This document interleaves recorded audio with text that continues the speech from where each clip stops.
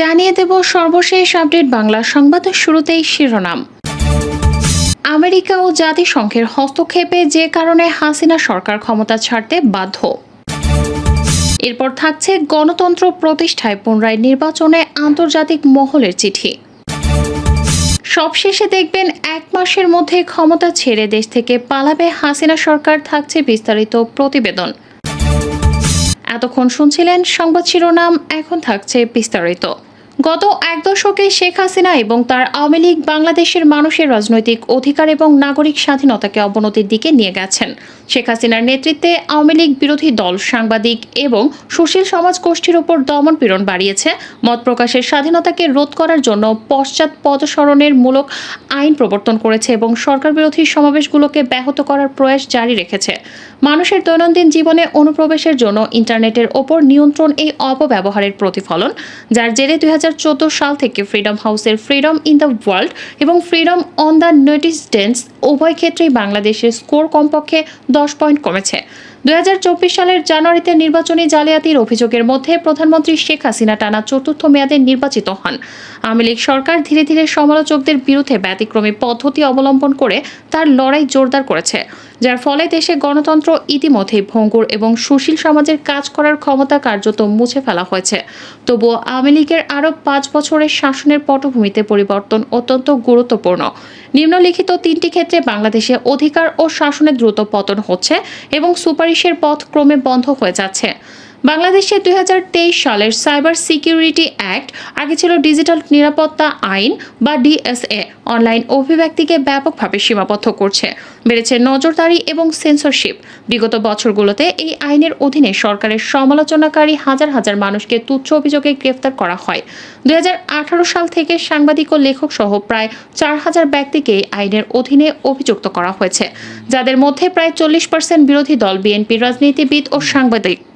যাদের অভিযুক্ত করা হয়েছে তাদের মধ্যে হাই প্রোফাইলের 2 জন সুশীল সমাজের নেতা এবং মানবাধিকার নিয়ে লড়াই করা ব্যক্তিরাও রয়েছেন, যারা 2023 সালের সেপ্টেম্বরে বাংলাদেশের নিরাপত্তা বাহিনী দ্বারা মারাত্মক অপব্যবহারের একটি সত্য অনুসন্ধানী প্রতিবেদনের দায়ে গ্রেফতার হয়েছিলেন।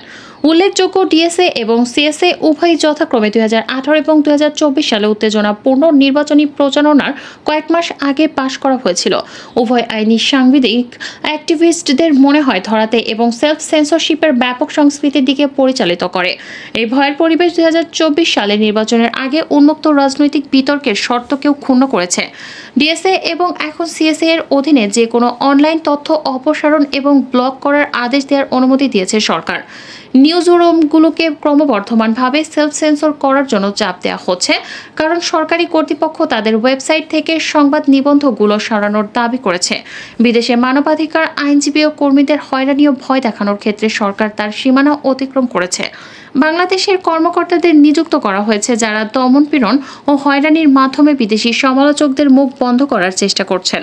2023 সালের জুলাইয়ে শেখ হাসিনা বাংলাদেশের বিদেশি কূটনীতিকদের নির্দেশ দিয়েছিলেন যে কেউ বিদেশি প্রোপাগান্ডা ছড়াচ্ছে তার বিরুদ্ধে সতর্ক থাকতে, যাতে আন্তর্জাতিক সম্প্রদায় বিভ্রান্ত না হয়। এমনও রিপোর্ট ছিল যে সরকার দেশের বাইরের সমালোচকদের বিরুদ্ধে রাজনৈতিকভাবে উদ্দেশ্য প্রণোদিত আন্তর্জাতিক আইন প্রয়োগকারী সরঞ্জামগুলোর অপব্যবহার করার চেষ্টা করছে। আজ অবধি ফ্রিডম হাউস দ্বারা চিহ্নিত 38টি দেশের মধ্যে আন্তর্জাতিক নিপীড়নের ক্ষেত্রে অপরাধী তালিকায় জায়গা করে নিয়েছে Bangladesh. Bangladesh NGO affairs bureau দেশব্যাপী বেশ কয়েকটি বেসরকারি সংস্থার প্রকল্প অনুমোদনে বাধা দিচ্ছে এবং তহবিল আটকে রেখেছে। কৌশলগতভাবে তাদের কার্যকারিতা হ্রাস করছে এবং বিভিন্ন বিধিনিষেধের মাধ্যমে তাদের কার্যক্রমকে বাধাগ্রস্ত করছে। মানবাধিকার ইস্যুতে কাজ করা কিছু স্থানীয় ও আন্তর্জাতিক এনজিও জানিয়েছে তাদের উপর গোয়েন্দারা নিয়মিত নজর রাখছেন। সরকার আন্তর্জাতিক এনজিওগুলোকে আরও সীমাবদ্ধ করেছে, প্রকল্প নিবন্ধন বিলম্বিত করে এবং ভিসা প্রত্যাখ্যান করে। কিছু ক্ষেত্রে ব্যাংকগুলোর সংবেদনশীল শাসন এবং অধিকার সংক্রান্ত সমস্যাগুলোর সাথে জড়িত এনজিওগুলোকে তহবিল ছাড়তে অস্বীকার করেছে। এই দীর্ঘায়িত বিলম্ব কিছু গোষ্ঠীকে তাদের ক্রিয়াকলাপ হ্রাস করতে বাধ্য করেছে এবং স্থানীয় সংস্থাগুলোকে অনুদান প্রদানের জন্য তহবিলকারীদের ইচ্ছাকে প্রভাবিত করেছে। এমনকি ক্ষমতাসীন দলের সাথে যুক্ত সুশীল সমাজের সদস্যরাও প্রকাশ্যে সরকারের নীতির সমালোচনা করার জন্য গ্রেপ্তারের হুমকির কথা জানিয়েছেন।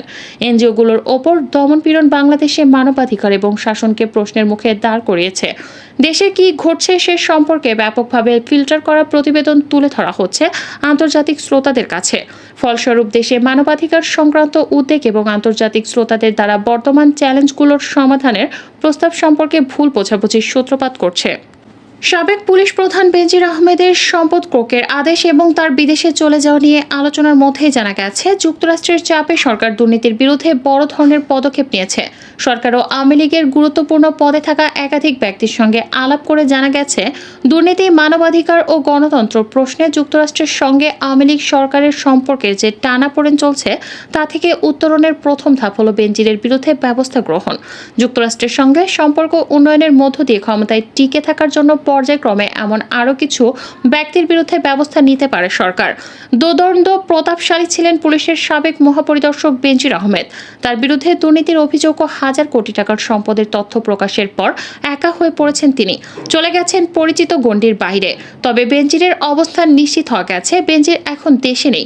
হযরত শাহজালাল আন্তর্জাতিক বিমানবন্দরের ইমিগ্রেশন পুলিশের রেকর্ডে উল্লেখ আছে গত 4 মে সিঙ্গাপুরের উদ্দেশ্যে তিনি ঢাকা ত্যাগ করেন। এ সময় পরিবারের সদস্যরা তার সঙ্গে ছিলেন। এদিকে বেনজির পরিবারের সম্পদের খোঁজে তল্লাশি অব্যাহত রেখেছে দুর্নীতি দমন কমিশনের অনুসন্ধান টিম। ধারাবাহিকভাবেই তারা বেনজির পরিবারের নামে বেনামে নতুন নতুন সম্পদের তথ্য পাচ্ছে। 2009 সালে আওয়ামী লীগ সরকার ক্ষমতায় আসার পর টানা 3 মেয়াদে ক্ষমতায় আছে রাজনৈতিক দলটি। এ সময় দলের বিভিন্ন পদে বা রাষ্ট্রের বিভিন্ন পদে থাকা অবস্থায় অনেকের বিরুদ্ধে নানা অভিযোগ উঠেছে। এ সময়ে ক্ষমতাসীন দলের বিভিন্ন পদে বা এমপি পদে যারা রয়েছেন তাদের বিরুদ্ধে দুর্নীতির অভিযোগও উঠেছে। বিশ্লেষকরা মনে করেন যখন যারা ক্ষমতায় থাকেন তখন তারা ক্ষমতাকে মূল হাতিয়ার হিসেবে ব্যবহার করেন, এরপর জড়িয়ে পড়েন নানা ধরনের অপকর্মে। যারা ক্ষমতায় থেকে অপরাধ করেন অথবা ক্ষমতা ব্যবহার করে অপরাধ করেন তার পুরোটাই হয় সরকারের সাথে যোগ জাসসে। ক্ষমতাকে কেন্দ্র করে অনিয়ম ও দুর্নীতি করার বিষয়টি পুরোটাই ক্ষমতার একটি অপব্যবহার চক্র। তারা একপাক্ষিকভাবে অনিয়ম দুর্নীতি করেন না, তারা সরকারকে বিভিন্ন ধরনের বাড়তি সুবিধাও দিয়ে থাকেন। এখন থেকে আরো বছর দুয়েক আগে পুলিশ প্রধানের পদ অবসরে যান বেনজির আহমেদ। এই 2 বছর তিনি অবসর জীবনে ছিলেন, কিন্তু হঠাৎই গণমাধ্যমে তার অঢেল সম্পত্তি নিয়ে প্রশ্ন তোলা হয়।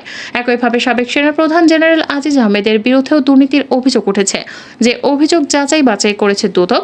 সাম্প্রতিক সময় বিভিন্ন অনিয়ম ও দুর্নীতির ঘটনায় দুদকে ব্যাংক অ্যাকাউন্ট তলব কিংবা সম্পদের অনুসন্ধানের বাইরে ক্ষমতাসীন দলের প্রভাবশালীদের বিরুদ্ধে খুব বেশি পদক্ষেপ নিতে দেখা যায়নি, বরং পদক্ষেপ নেওয়ার ক্ষেত্রে রাজনৈতিক পরিচয়কে গুরুত্ব দেওয়া হয় বলেও দুদকের বিরুদ্ধে বিভিন্ন ধরনের অভিযোগ ওঠে।